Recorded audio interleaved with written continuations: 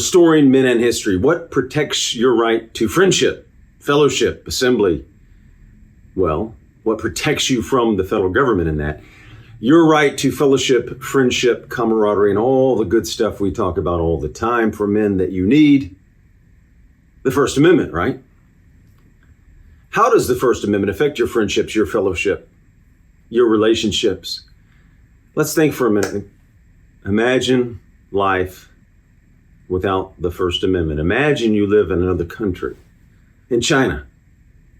How would your life be different? I don't think we reflect upon it enough here in America. And we can compare freedoms throughout the decades.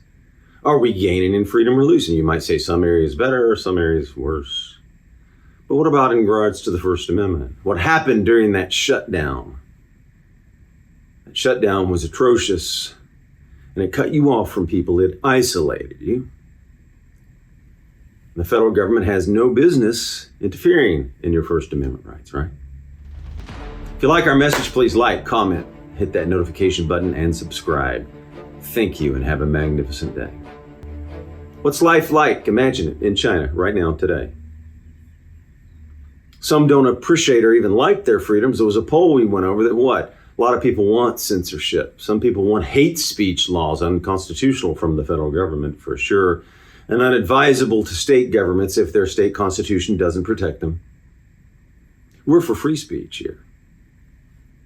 The fact that we still have some freedoms means we should not be complacent, but we should defend them peacefully. VelocityGlobal.com has a little bit on the social credit scoring in China, and maybe we'll come back and do a whole piece on it. VelocityGlobal.com says this: China's social credit system gives individuals, businesses, and government entities a credit score based on what their trustworthiness is at the time. And who determines that? Not good, right? A bad credit score comes with penalties like reduced access to credit. Can you imagine that? Imagine it today in America. You go to the bank and say, oh, you can't buy cigars. We don't like it. Big Pharma doesn't like it. Can't have cigars. So you can take these drugs instead.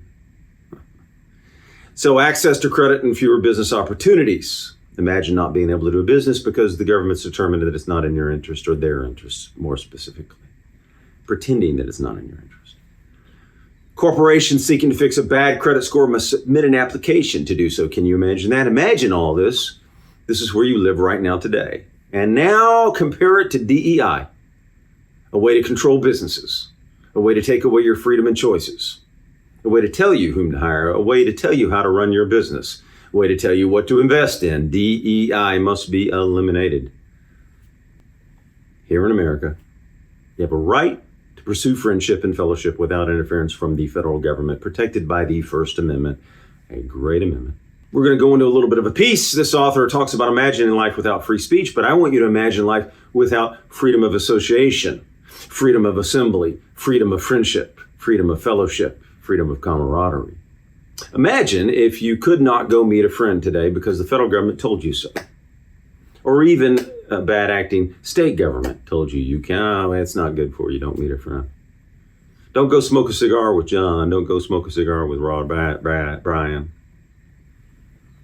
What would it be like if you were confined and told whom you could see and when and how, or maybe not at all? These are the things we need to reflect upon and then pass along. Here's what you need to do.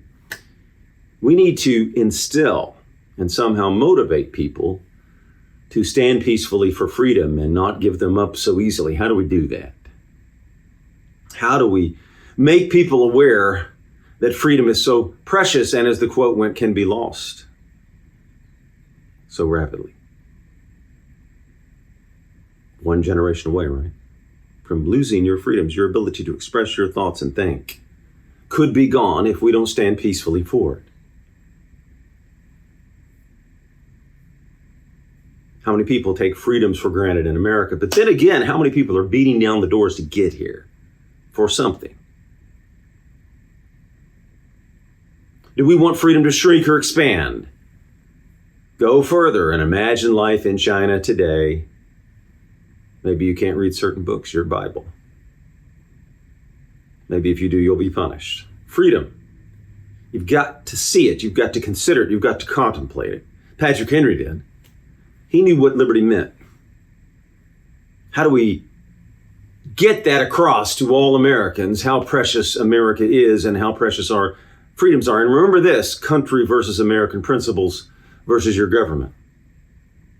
America's a great country, even if you disagree with your government, peacefully. How much freedom do we have compared to China? How much freedom today in America do we have compared to 1890? Look at the freedoms today and in 1890. Go back and to reflect on the freedoms Patrick Henry and his good friends had in 1789 versus today.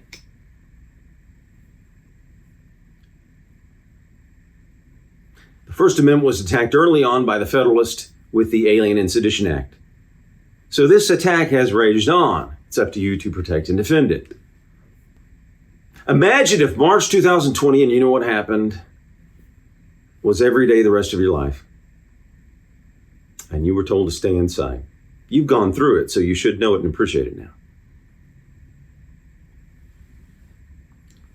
Imagine if you could not meet your group every month or every week because of something coming from some organization, whether it be the WHO or the UN or some other organization or the United States. By the way, our Constitution trumps the WHO. Imagine if you could not meet friends or meet a friend for a cigar. Imagine if you could not go dancing or shooting or doing whatever activity you love. Imagine if that was blocked from you. You were told you can't do it. Imagine if you were told you cannot express yourself or write this or that. And many of you don't have to be told that. Some of you have gone through it. But imagine if it was every day. Imagine if you were told what you can write and what you can say every day by the federal government. Not just work around like the Twitter files that we discussed, but directly. You can't write or say that. You can only post or write about our narrative and what we want pushed. We want this pushed today. We want that pushed today. What's next? We want you to be pro-war. No disagreement from bad propaganda machines.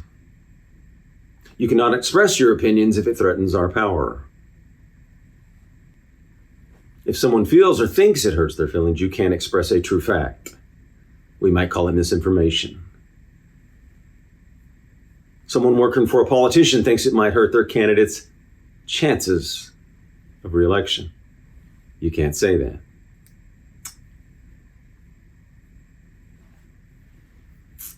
Someone doesn't believe there's enough election integrity. You can't say that. Doesn't go with our narrative of the day. Oh, you can't go see that friend. He had the wrong ideas about limited government. He's a limited government guy. He's not a neocon, so you can't see him.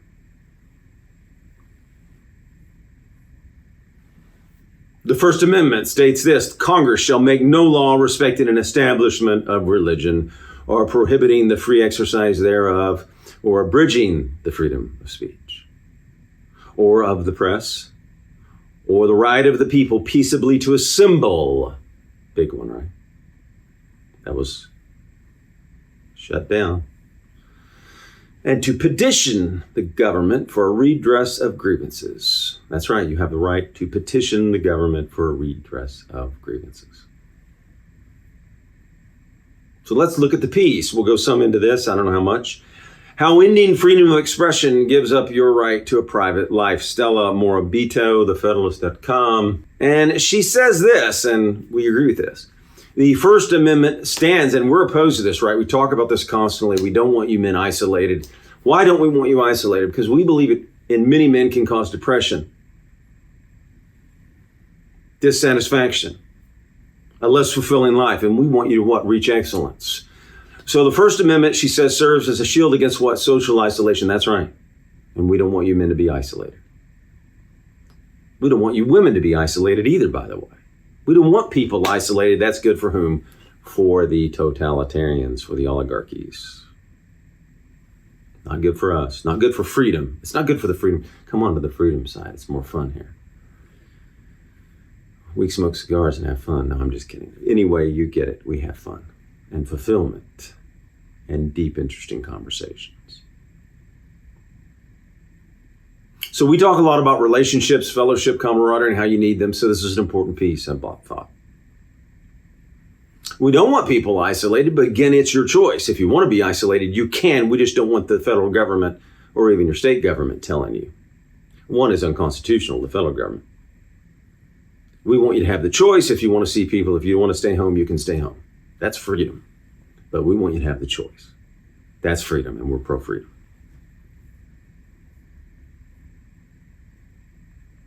Okay, let's go back to her piece. You are being socially isolated whenever the mass state or big tech regulates your speech so that you can't express an opinion without fear of what? Losing your livelihood. If you're afraid of losing your livelihood and you don't feel you can speak, that's not great, is it? Also, the TikTok ban, we'll pick that up another day, the TikTok ban, but if something can't be controlled and the federal government wants it shut down, we may want it open for you to go on, right? We don't want the federal government shutting down speech. You can choose to not have it on your phone or your children's phones. What does the First Amendment do? It restrains the federal government from interfering in your ability to express your thoughts, your opinions, and write things. Restrains the federal government. So she goes on now. Let's go back to the piece. She talks about what happens without it. She says, you're less able to speak to those with whom you wish to speak. You're cut off from hearing those to whom you would choose to listen. That's not good, is it? Thus, cut off from open conversation, your ability to even think, to generate new ideas. Think about this. From others, and improve your ideas, improve your thoughts, become a better man, become a better lady. In turn, your ability, your right to develop new relationships, friendships, does what? It erodes. And you know what we think about friendship, and you know what Aristotle said about friendship. She goes on to say this: if our government didn't recognize the First Amendment, those who run the state and its allies in big tech and the media would eventually have the power to dictate everything we could say to everyone. Remember the book 1984? Brave New World? By the way, they would sell it as what? Oh, it's for your own good. It's for your children's good, right? We got to protect the children. TikTok ban's about your children. Sure. It's for your protection. Ha ha.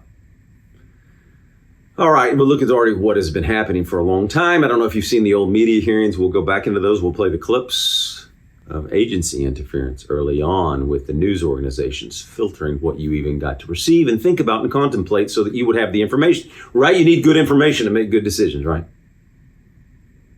All right, going back to the piece, the techno lords at Twitter, Google, and Facebook now openly censor content. We know that, right? But they used to hide it a little bit more and conceal it. Now it's right in front of your face, right? They actually put labels on everything. Going on. They say they do so on grounds that some information is disputed, whatever they make up, or that their anonymous fact checkers have determined falsehood, or the content is dangerous or just inappropriate. Now, she says because conservative, but I would say this. It's really because it doesn't meet their narrative of the day that day, because they may change their mind in 5 minutes, right? The neocons don't want the paleo-conservatives or the non-neocons talking about, hey, why are we, I can't ask a question, right? Why are we spending all this money when we're broke? Why are we spending all this money when we have tons of debt, Kurt? And why are we there? How does that further the interest of America and the American people and protect the American people? No, the neocons don't want you to question that. Why are we spending billions and billions and billions when we're a debtor nation? What is that for? What will that do? What will that do to the people, to the price of eggs and butter, along with all the other costs we already spend? What animosities are we creating across the war? Remember George Washington's farewell address? Could be better doctors giving better information, or could be just any doctor. It could be any person who knows something that you need that information that might save someone's life or make their life more enriched. But then they're cut off because they don't agree with the narrative today. That may change tomorrow for their other purpose, serving their other beast. But yes, Christians, conservatives, and those, tend to be more censored, but it's really anyone who doesn't agree with that super narrative or that narrative of the day, man. We got to shut that down. Remember the Hunter Biden story? Got to shut that down. Protect power. Okay, let's go on back to the piece. As we see in media narratives that criticize conservatives wishing to protect the right to free expression. Yes, you've seen the conservatives attack that weren't the neocons that were attacked for even talking about not sending money to Ukraine. That's a current example. And then you've got Republicans wanting to have hate speech laws. Look, that's shutting down free speech. There are laws. We don't need hate speech laws. We need the laws. Doesn't matter which side of the uniparty does it.